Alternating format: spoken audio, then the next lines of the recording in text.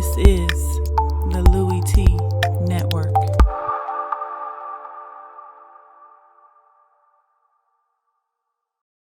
I'm ready for some football. I don't know about you. Who else could it be but your man Lou? Yeah. Overtime. And we head to overtime. Who else could it be? Me, your man, Louie Tee. Welcome to Sunday Night Football Overtime. And actually, literally, Sunday Night Football Overtime is this wonderful matchup that broke out in the second half, turned into an overtime classic. Houston Texans, Indianapolis Colts, AFC South family business. You know how it goes. Huge matchup in this division. We're going to talk about this in a second. However, last night had some technical difficulties, man. This is a video that I tried to do not once but twice. Some factors that were beyond my control. They claim we had a network outage in our area. Knocked me slam right out, right in the middle of my live feed. So tried to come back on and do it a second time. And they told me it wasn't going to be ready until the morning.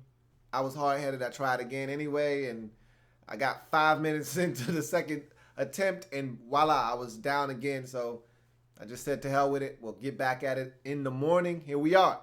So going to break this game down quickly. I know I'm not going to have as many comments, as many viewers watching as I did last night when this game was fresh in the minds and memories of everyone out there who were excited about the outcome. But nonetheless, we're going to jump into this breakdown anyhow.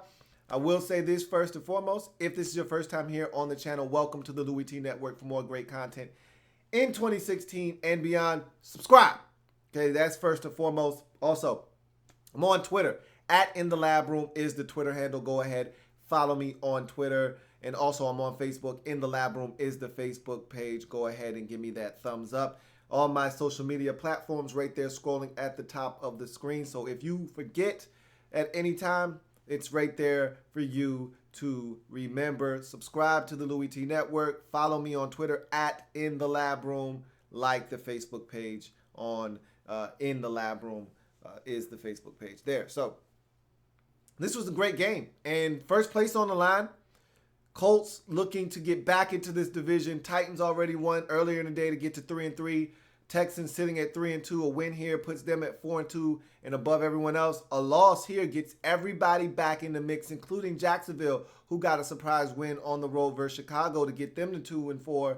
Or they might actually be even 3-3 on the season, or 2-3. I think the Jags had a week off. Colts didn't, Jags did. So that would get the Jags back to 2-3 on the season. So this division tightening up here if the Indianapolis Colts could get a win on the road versus the Houston Texans. Let's jump into this breakdown of what turned out to be a really entertaining football game. Likes, dislikes, banana in the tailpipe.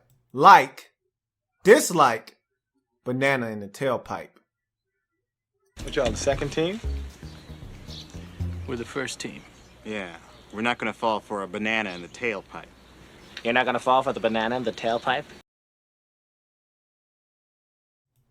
So let's break this game down in my customary way. Likes, dislikes, banana in the tailpipe. You know how it goes here. We start with the likes of the road team, work our way to the home team. Dislike, same thing. First half, second half.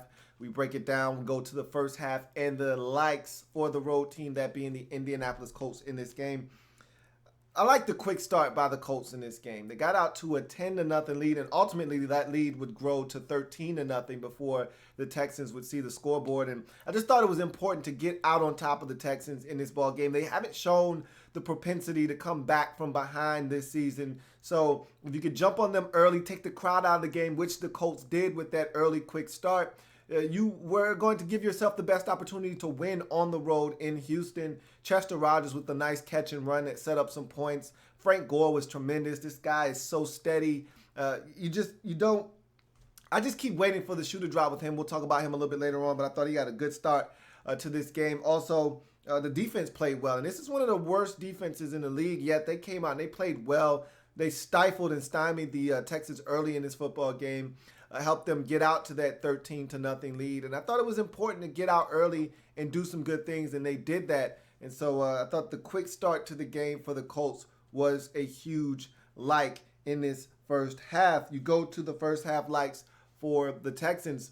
They didn't do much right in the first half, especially on the offensive side. The defense did some good things, especially this interception to end the first half by Robert Nelson. That was a huge play because Colts were going to get points there. They were already in Adam Vinatieri field goal range. They're already up 13-3 in this ball game. They go up 16-3, or dare I say, score a touchdown and go 20-3 there. This game is over with.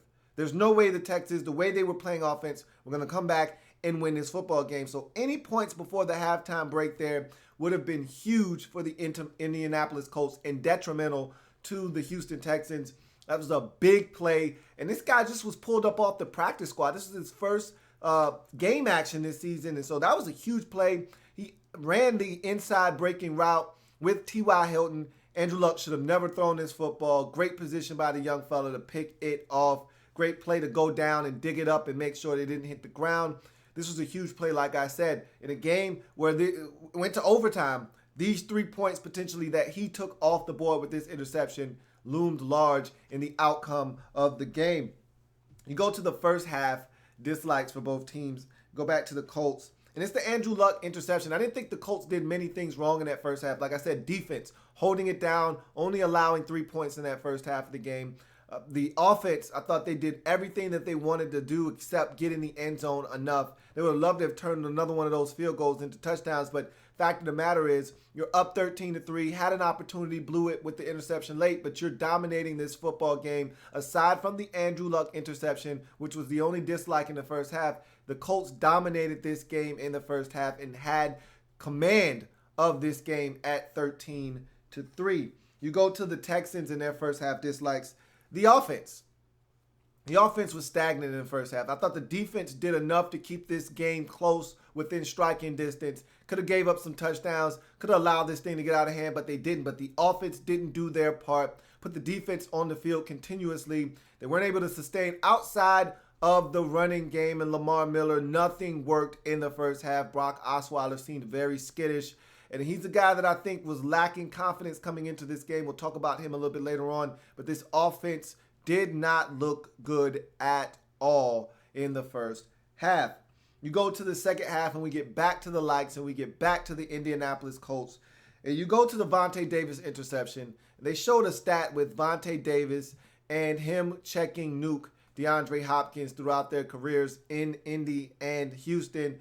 And he's been dominant versus DeAndre Hopkins. And that continued on this night. The interception was not DeAndre Hopkins' fault. It was a bad pass by Brock Osweiler thrown behind Nuke, who tried to go in one-handed. And it was wrestled away from him by Vontae Davis. Caught it between his legs. Big play. Set up a touchdown that gave the Colts what seemed like an insurmountable lead at the time, at 20-9. At that point, I thought this game was over. The Texans had not shown me anything that would lead me to believe that they could run off 11 unanswered points and tie the game up. I thought this game was in the bank for the Indianapolis Colts. Huge play at the time by Vontae Davis. And Frank Gore, the ageless wonder that is Frank Gore, he is just as consistent as the day is long. No, he's not going to bust off any 65-yard touchdown runs. Those days are long gone and behind him. But what he is going to do is feed you a steady diet of 5, 6, 7, 4, 3, 4, 4. And by the time you look up, he's going to have a game where he's got 17 carries, 85 yards. He could have been over 100 yards this season already, at least once or twice by now. But the Colts simply don't give him the football enough. There was one game earlier in the season where he had 75 yards at the half and still didn't make it over 100 yards because the Colts stopped feeding him the football. Well, they didn't stop feeding him in this game. He was able to eclipse the century mark. The first time the Colts have had a 100-yard rusher in 3.5 years. The last time they had a 100-yard rusher, Vic Ballard, in 2012 in his rookie season out of Mississippi State, which tells you all you need to know about the ineptitude of the Colts running game. for quite some time. So it was good to see Frank Gore continuing to get the rock and him eclipse 100 yards. This guy continues to be the model of consistency at the running back position, still getting it done at his age. You go to the Texans in their second half likes. The opening drive of the second half, I thought it was huge because they were dead. They were lifeless going into the halftime break. The crowd booed them off the field going into the halftime break. And then you turn around and you have a 10-play, 82-yard, 5-minute and 13-second drive to start the second half to get within what you thought would be 3 after the touchdown by Lamar Miller. You missed the extra point with Nick Novak. We'll talk about that a little bit later on. But to get it to 13-9 at that point, I said, okay, maybe they have a shot. You wouldn't see much more offensive fireworks from them until we got to late into the fourth quarter. But that was a nice drive coming out to set the tone, or at least you thought they were setting a tone for the second half. That wouldn't be the case until, like I said, late stages of the fourth quarter. Lamar Miller, huge game. This was a game where you got to see all of your offensive investments pay off in the offseason. We know the Texans spent some money on Lamar Miller, Brock Osweiler, among others. Of course, those were the two pricey acquisitions. Lamar Miller earned every single penny of his paycheck in this game and showed exactly why the Texans went out and spent money on him in the offseason to bring him in. The guy was phenomenal. By far the best offensive player on the football field for the Texans. Scored 2 touchdowns, 1 rushing, 1 receiving. That 7-yard or that 14-yard receiving touchdown or 11-yard receiving touchdown on 3rd and 7 was a thing of beauty. They had to have it at that point in the game. It's 3rd and 7. It's a check down by Brock Osweiler, one that I didn't really like because he threw it underneath the sticks in a situation where time is not your friend, 1, and 2, you need a touchdown. And so you needed to score before the 2-minute warning. And because you had already used the timeout, it was vital that you got into the end zone before the 2-minute warning. He throws the football 3 yards short of the sticks to Lamar Miller, who then takes it upon himself to put this Texans team on his back, which he had done all night. Jukes every single Indianapolis Colts defender on the play by stopping against the grain and cutting it back, getting to the end zone on a play where it looked like he was going to be stopped well short of the first down, gets into the end zone and gives the Texans some life right prior to the 2-minute warning. Well over 150 yards in this game on about 25 rushes. Lamar Miller was the man for the Houston Texans on this night. The finish to the game is my next like in the second half for the Texans. They could have quit. They could have given up. They were down 14, 23-9. This game looked like it was over. Brock Osweiler takes them down the field on what seems like a meaningless drive, just a means to an end, okay? Just one of these drives at the end of a game where you say, okay, yeah, that was cute. You made the score look a lot closer than what the game really was. They get in the end zone. They cut it to a touchdown lead at 23-16. The defense, huge plays made by the defense. Colts try to run it on first down. They get stopped. Second down, the Colts try to run play action fake, which I love the call. If it's not there, you tell your quarterback to slide and take a sack, which Andrew Luck did. Texas all over that play, forces them into 3rd and long. Then they get another stop and get the 2-minute warning to be their final timeout. They get the football back. Nice return by Tyler Ervin to get the football to midfield. Brock Osweiler and the offense does the rest. Huge drive by C.J. Fedorowicz, who is the last or one of the last likes on my list. I thought C.J. Fedorowicz had his best game as a Texan this season. 6 catches, 85 yards or so, something like that along those lines, 82. And a touchdown, a huge touchdown to tie this game and bring them within 1, pending the extra point. C.J. Fedorowicz, huge on that final drive.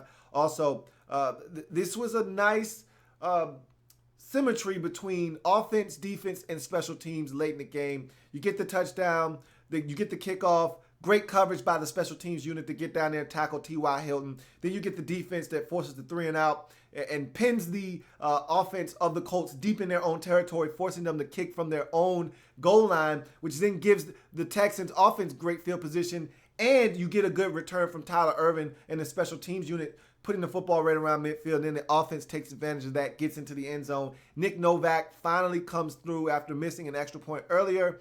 We'll talk about that a little bit later on. He makes this extra point to tie the game up at 23, and then the defense goes back out and gets another stop, sacks Andrew Luck when it seemed like he was going to take this team down and put them in a field goal position for Adam Vinatieri. The sack takes them out of field goal range, forces them to punt, sends this game to overtime, where Jalen Strong with the huge catch to set up the game-winning field goal, threw it up to him, throw it up to Jalen. He's strong.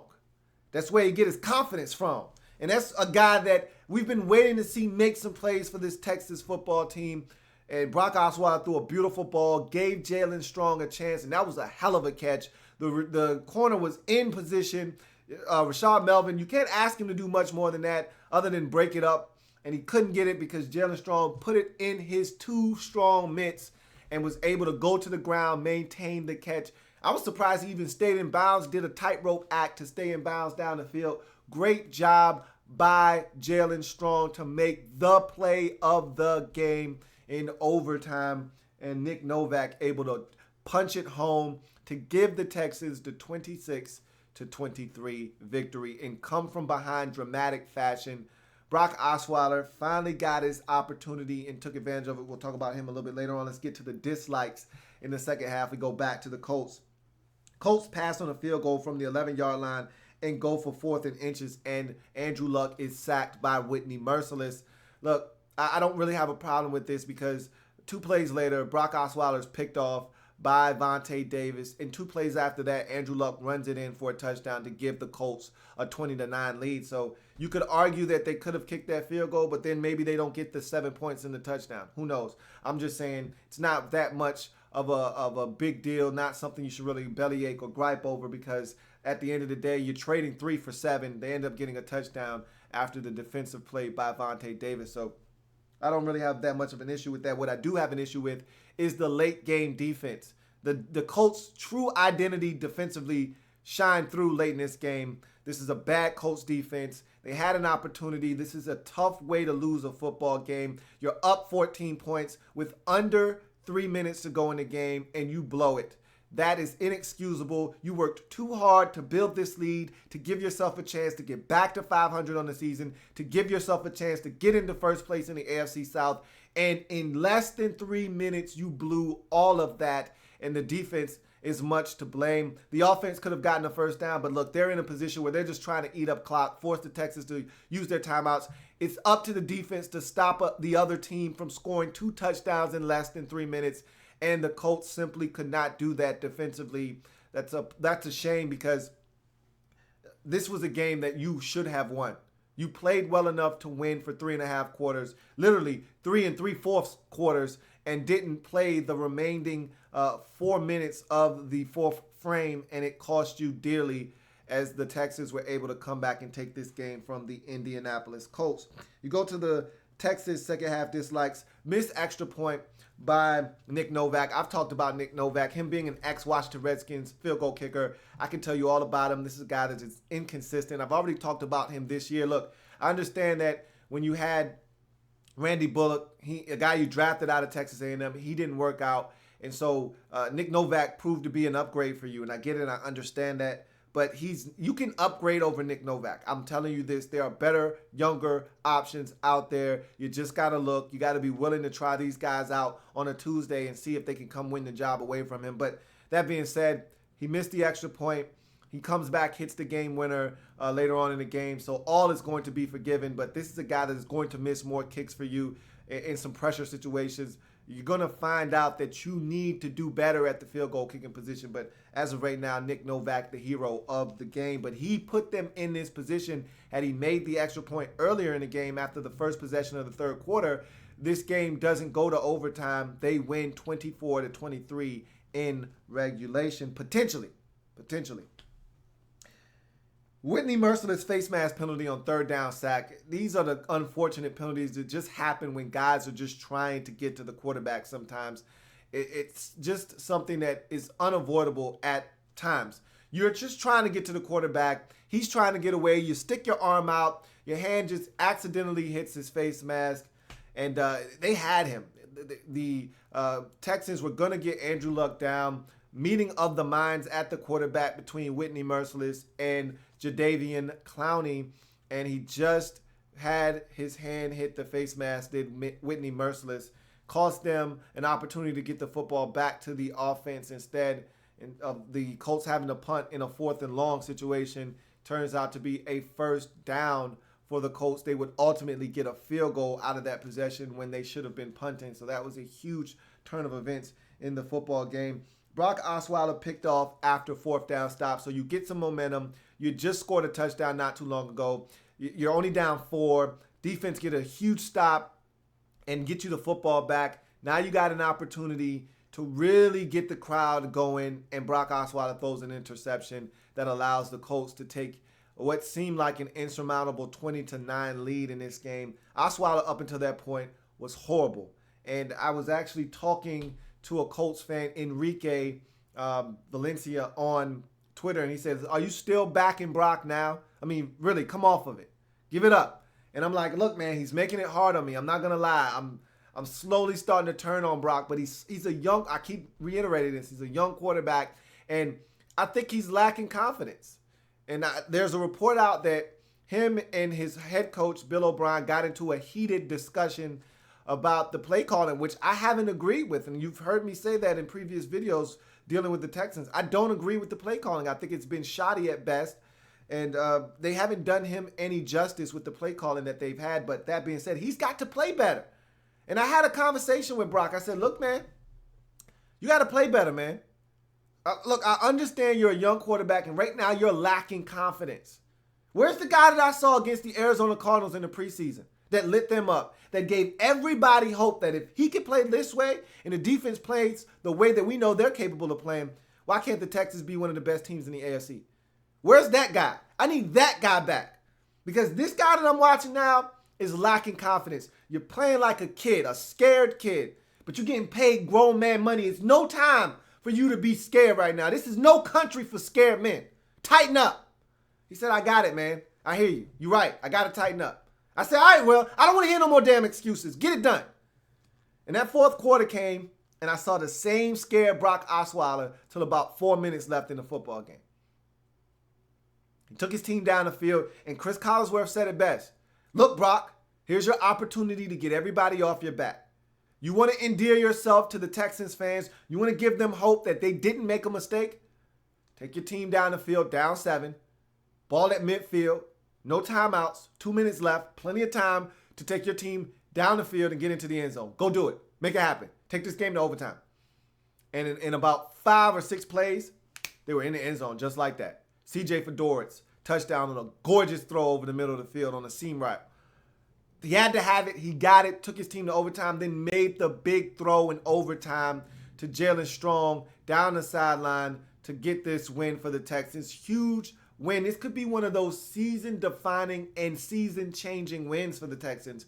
Their season could take off from here because this was a huge win on a huge stage in front of everyone. We'll see if they can use this to build some momentum, and maybe Brock Osweiler can use this as a launching pad to start playing some good football. They take the lead in the division, a commanding lead. Well, not commanding. They're only up 1 game on the Titans, but they beat the Titans already. So, in effect, it's a 2-game lead on the Titans because they own the tiebreaker with them. But it's a huge win. You're down 14 late in the game. Looks like you're going to lose. Everyone's in the division is going to be 3-3, and the Jags are going to be 2-3, and this is going to be a tight-knit, close division race. And now all of a sudden you win this game, go back ahead of everyone at 4-2, and you get a win over the Indianapolis Colts, which could be huge. They dropped to 2-4 with this loss. I got a couple of banana in the tailpipes in this game. For the Indianapolis Colts, my banana in the tailpipe is they're not dead.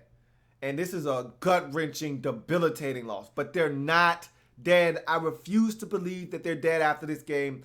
At 2-4, look around. Look at this division. Look around. Okay?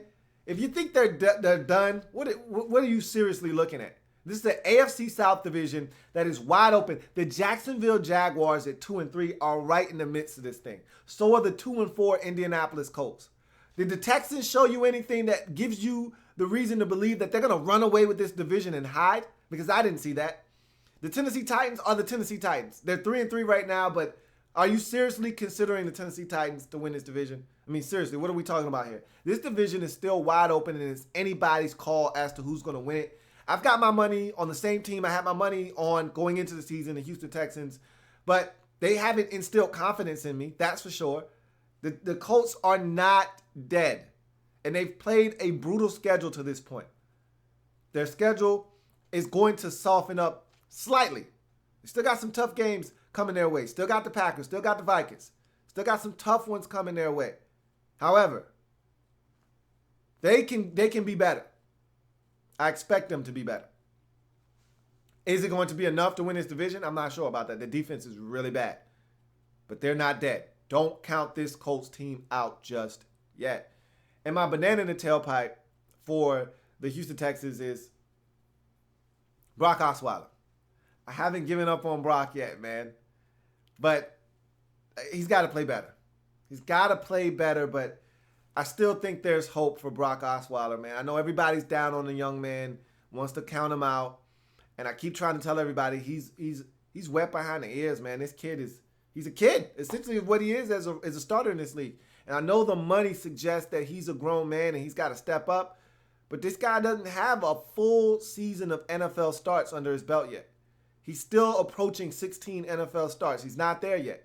Which tells you in starting years, he's still a rookie in this league. And I get it. I understand that he's paid a bunch of money and the Texans are relying on him. But fact of the matter is, hasn't had that much time with his receiving core. Hasn't had that much time to build rapport with his teammates. He's trying to do all of those things right now. He's trying to figure out what it means to be an NFL starting quarterback. And he's struggling at times, but there's still hope. I haven't given up.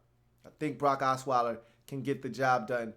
And I think we saw something that could potentially jumpstart them offensively this year in this game. We'll see. We'll see. But big win for the Houston Texans as they get it done 26-23 in overtime. Let's get to where this game was won. Well, wake her ass up! We're gonna win tomorrow! I'll be over here, like, winning. Duh. Look, bottom line is this game wasn't won until the Houston Texans kicked the game-winning field goal at 26-23. Who knew what was going to happen? But I will say this. The Texans would not have stood a chance in this game without the ground game of the offensive line and Lamar Miller. To me, that's where this game was won. In the trenches, up front, the Colts were dominated by the Texans' offensive line. The tight ends blocked well, and they kicked out some huge rushing lanes and sealed the edge and allowed Lamar Miller to get outside all night long. And his rushing total was indicative of how dominant the Texans were up front. And to me, that's where this game was won, because without his running in this game isn't even close, and they're not even in a position to strike late in this game because Lamar Miller was the catalyst for this Texans offense in this game. Give some credit to the offensive line up front and Lamar Miller running the football. To me, this game was won in the trenches. But make no mistake about it. Without the scores late, without Brock Osweiler, without the defense, without special teams, this game isn't won. But specifically, up front, in the trenches, the Texans got it done. That's where this game was won. Let's go ahead and wrap this thing up. What the hell? Yo, the sign is real simple, B. It says wrap it up. Wrap that shit up, B. All right, so I had to get this one done. Like I said last night, had some technical difficulties. Network outage is what I was told by my cable provider. So got knocked off a couple times last night. Would have really been fun to have gotten this done when everyone was here, and I had so many comments and so many things that were said last night that honestly I would have loved to have commented on. But let's see what we got from you guys right now. See if we got anything on Twitter first and foremost before I jump into your comments. Just want to make sure. I appreciate that, Chris. So let's jump into some of your comments. Blackbird Blitz, my man B3 says, we were worried about you last night. Next time the stream drops, give us a shout out in the chat, bro. So this is the thing. The internet wasn't working. So I couldn't give you a notification. The only thing I could do was tweet you guys, which is what I did. But I couldn't actually go in the chat and type in anything because the internet was down. Neither one of the computers that I have in front of me was working. The cable boxes in my rooms weren't working. The only box that was working was the main television box in my family room, and the one in the living room, but the ones in the actual bedrooms weren't working. So it was all nutty. Like I said, it was a network outage. I got on the phone with them, and they said it wouldn't be fixed and resolved until the morning time. So I couldn't get into the chat and actually let you guys know what was going on because, like I said, I didn't have any internet access at the time. I went on to Twitter, which I could do by my phone because I could use the 3G network there, and I was able to let everybody know that I was fine. Nothing was wrong. It just so happened that I just got cut off, and I thought it was something wrong on my end. I thought my router or my modem, something that went wrong, was malfunctioning, but nothing was wrong on my end. Couldn't have done anything about that. It was just something that happened, and I don't know what happened, but it happened. Blackbird Blitz says, in your defense, if the network was down, you could not holler in chat. We asked Nick to send a tweet to make sure you and the fam were okay. Glad to see everything is fine. And I appreciate that. I really do. I sincerely do, that you guys care about my well-being and my family's well-being. Yeah, everything was fine. It just so happens, like I said, the network went down. And like you just said, I couldn't get in the chat to let you guys know because I actually went to the chat and tried to type it in. Obviously, it didn't work. So I just had nothing that I could do in that situation. I was basically helpless. It was rough because I was essentially done with the breakdown, and I got to the point now where I was ready to kind of react with you guys and interact with you and see what you had to say on the game, and boom, just like that, I got knocked off. So I'm glad I was able to get back on, and glad they got everything rectified in the morning and I was able to do this. But it's frustrating because, like I said, it was so much excitement last night when this game first happened. But nonetheless, we power on. Chris Deaver says, no rest for my man Louie T. Missed my Cowboys vid last night, but I just finished watching it. Great job. I'll be sitting back enjoying first place. We them boys. # we them boys. You are them boys right now. That was an impressive win in Green Bay, man. I didn't see it coming. I honestly didn't. And now I'm a believer. I was on the fence. I knew you guys were somewhat legit. You're officially legit. Did that without Dez. Went out there, took care of business. The number one rush defense, couldn't tell. Ezekiel Elliott and that offensive line ate them up, tore them to shreds. Enjoy first place, man. Enjoy first place on your bye week. That won't change. You'll still be in first when you come back no matter what happens. So Cowboys playing outstanding football right now. And so with that being said, I'm going to go ahead and move on. I got a long day ahead of me because I had to do this video that knocked me off my schedule for the day. But we're going to power on, man. No complaints from your man Louie T here. I'm going to just go ahead and do what I do, and that's keep grinding, Jack. If it happens in the National Football League, whether big or small, we cover it all here on Sunday Night Football Overtime here in the lab room. Remember, we're changing the game, one live feed at a time. Big win by the Houston Texans in come-from-behind fashion, down 14 with less than 3 minutes to go in the ball game. Somehow, some way, tie it up, send it to overtime, knot it at 23, get the win on a field goal by Nick Novak to win 26-23. Go to 4-2 in the season and keep first place in the AFC South. Meanwhile, this is as gut-wrenching a loss as you will find this season, up on a divisional opponent with a chance to get a slice of first place and have all of it snatched right from your mouth. Literally, they were about to take a bite out of that slice of first place. Ha! Give me that. You don't want that. That's not yours. You don't eat that. Now the Colts go from getting back to 500 and a slice of first place to now 2 games under 500 at 2-4, and now are in dead last. They go from potentially first place to dead last in the AFC South. It's going to do it for me. Lockdown coverage all day long. See you guys in a second. I got a game for you right now. Browns, Titans, next. See you in a second. Broncos won the Super Bowl when Peyton Manning retired. 49ers won 5 games and Tom Sula got fired. RG's in Cleveland and my Rams hit the West Coast. Be sleepless in Seattle cause that 12-man ain't beast mode. Oh yeah, I knew it was something I forgot to mention. Yeah, old Tom Brady about to get that suspension.